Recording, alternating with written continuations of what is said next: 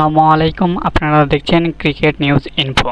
নারী টি-20 বিশ্বকাপে আরও একটি জয় তুলে নিল ইংল্যান্ড মেয়েরা। আজ সোমবার 7 অক্টোবর রাতে দ্বিতীয় ম্যাচে তারা 4 বল হাতে রেখে 7 উইকেটে হারিয়েছে দক্ষিণ আফ্রিকাকে। শারজাহ ক্রিকেট স্টেডিয়ামে পটিয়া মেয়েরা আগে ব্যাট করে 6 উইকেটে 124 রান তোলে। জবাবে 19 ওভার 2 বলে 3 উইকেট হারিয়ে জয় নিশ্চিত করে ইংল্যান্ড মেয়েরা। জিতে পয়েন্ট টেবিলের শীর্ষে অবস্থান করছে ইংলিশ মেয়েরা।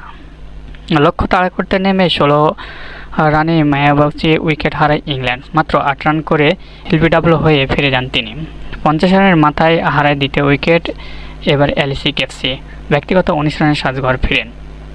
সেখান থেকে ড্যানি ওয়েস্ট ও নেটি সিলভার ব্রান্ড 66 রানের জুটিতে দলের ভিত্তি গড়ে দেন। 114 রানের মাথায় আউট হলেও সিলভার দলকে জিতিয়ে মাঠ ছাড়েন। দক্ষিণ আফ্রিকা শুরুটা ভালো হলেও পরবর্তীতে সেটা ধরে রাখতে পারেনি।